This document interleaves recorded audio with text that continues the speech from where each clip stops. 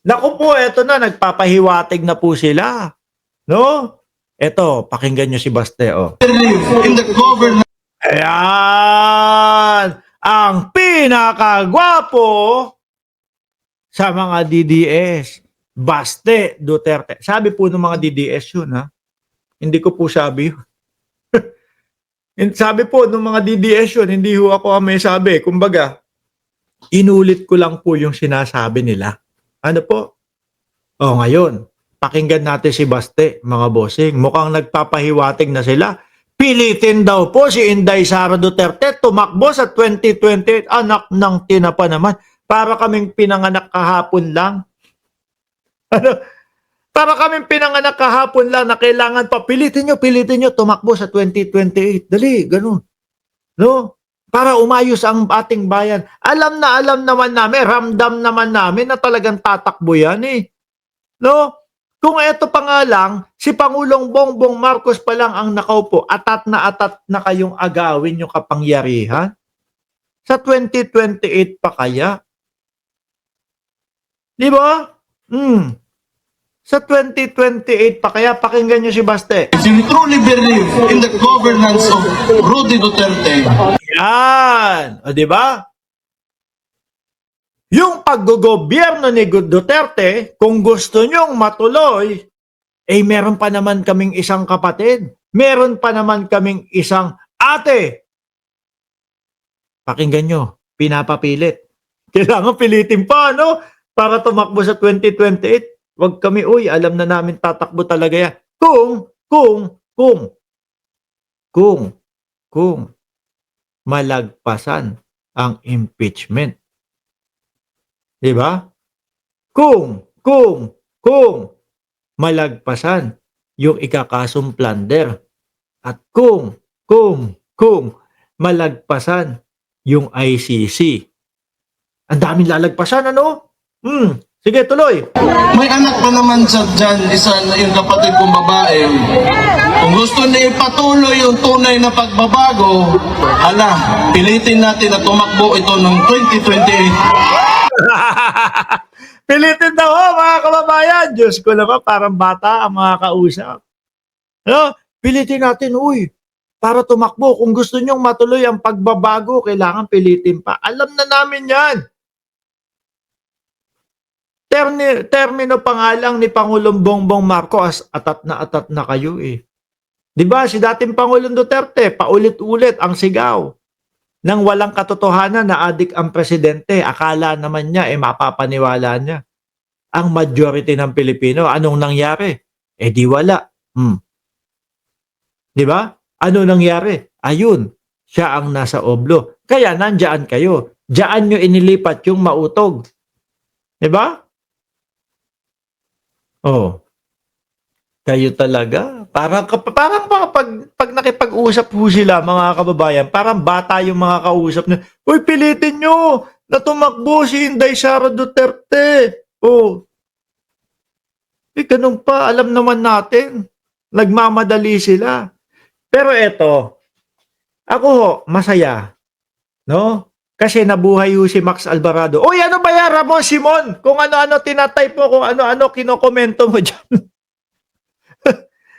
Sasabihin ko, masaya hindi naman yan. Nabuhay daw si Max Alvarado sa pagkatao ni Baste na ang papel kontrabida. Hindi, ganito yun. Ako, masaya, mga kababayan. Bakit to? Dahil nagpakilala agad yung mga Duterte. Kasi kung hindi nila kung hindi sila ng gulo, kung hindi sila yung mga nagtayo ng entablado, tapos panay paninira po ang mga ang mga Duterte kay kay Pangulong Bongbong Marcos, hindi natin mabubuko No? Kung ang mga Duterte tumahimik lang mga bossing, naku po, yari tayo. Bakit? Malamang maiboto natin yan sa panahon ng 2028 Diba? Nung panahon nung eleksyon, ano na ang sinasabi natin? Kayong inaasar pa nga natin, di ba? Yung mga kakamping. Kayong mga kakamping, nako, wala na, hindi na makakapasok ang inyong mga kandidato. Gumaganon pa tayo sa kakamping. Dahil ang susunod na i-elect namin na presidente si Sara Duterte na. Ganun pa tayo. No, kung tumahimik lang ho yan, hindi nakialam, tapos nag-antay ng posisyon, nag-antay ng tamang oras, naku, malamang ho, naiboto natin yan. Diba? Buti na lang, nagpakilala agad sila. Buti na lang, nagpakilala agad sila. Kaya naman po, eto tayo ngayon.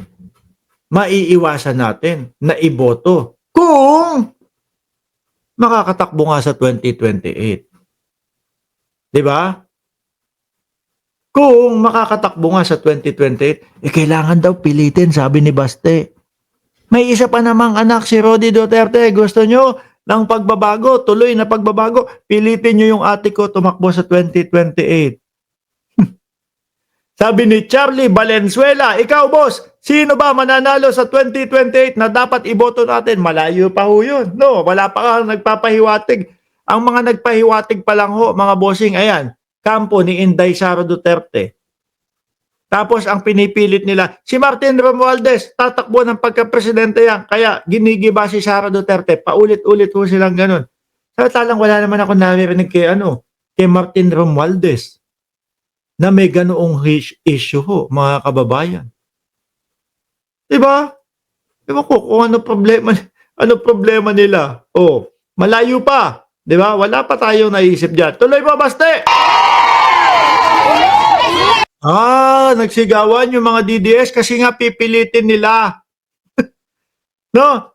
Nagsigawan yung mga DDS kasi nga pipilitin nila na tumakbo si Inday Sara Duterte. Nai-imagine ko kung ano yung ginagawa ni Inday Sara Duterte, no? Nung nandiyan.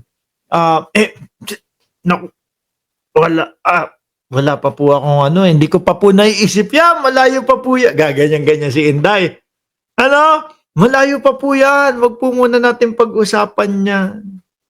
Tapos, Duterte! Sigawan na. Suled! Suled kami. Nalungkot ako.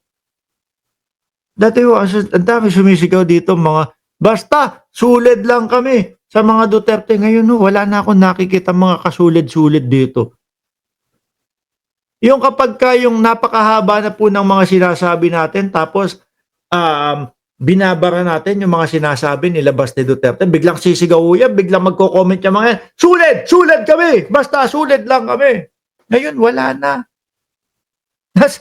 Nasa na yun? Tayo na nga lang ang sumigaw, isang bagsak nga dyan, suled!